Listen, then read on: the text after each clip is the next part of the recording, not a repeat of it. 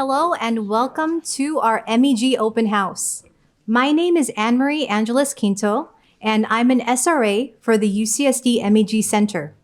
I've been working with Dr. Roland Lee and Dr. Mingxiang Huang for close to 16 years on a variety of MEG projects and with clinical MEG patients, and I'm very privileged to be your MC here today. After 15 years at our old location in Sereno Valley, we have been fortunate enough to meet and work with Dr. Ramesh Rao, who has been integral in the MEG's relocation and construction. Dr. Rao is the director of the Qualcomm Institute and UCSD Division of Cal IT 2, a renowned professor in the Jacobs School of Engineering, and the Qualcomm Endowed Chair in Telecommunications and Information Technology. Please welcome Dr. Ramesh Rao as he officially opens this MEG Symposium.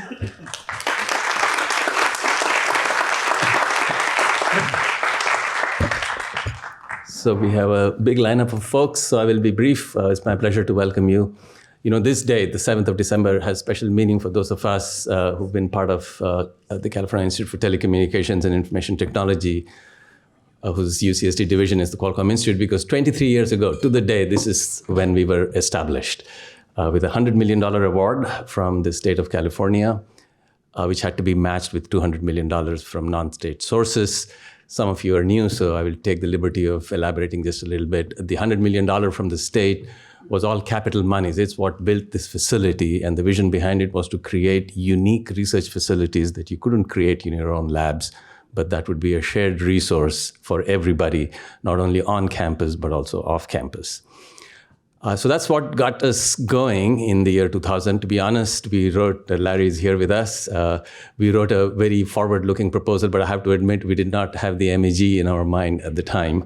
But we never interpreted the founding focus as something that constrains and limits what we want to do, but as an exemplar of what we should be doing into the future.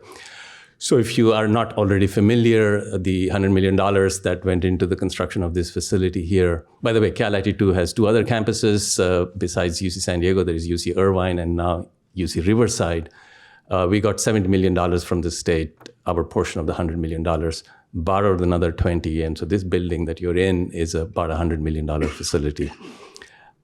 So that money went into creating advanced facilities for nanotechnology. You probably walked by the Nano 3 area on the way in.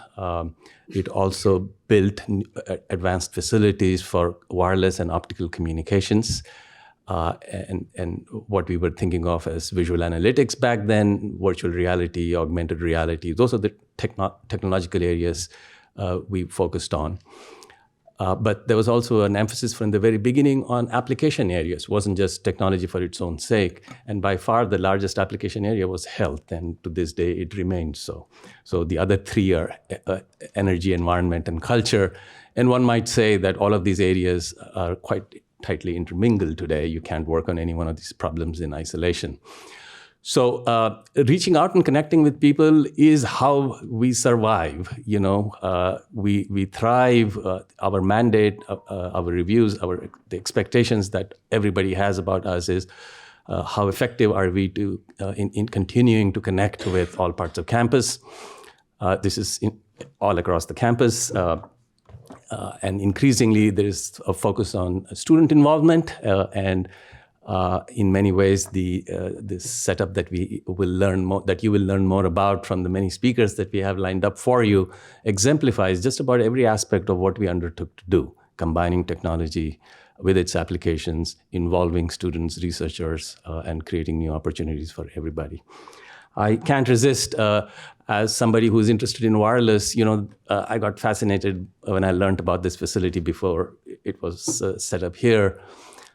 You know, it seems like there's a bunch of base stations inside your brain, and there's a bunch of receivers outside the brain, and you're collecting these signals and trying to take advantage of whatever you know about the propagation channels through which the signals travel, and you're trying to identify where these transmitters are.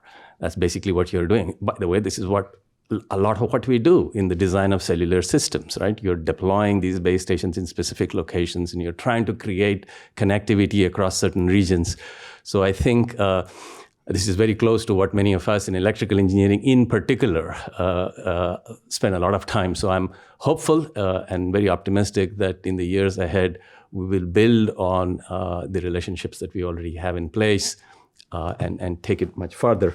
Some of the other speakers will delve in greater detail on some of the things that we've already gotten going.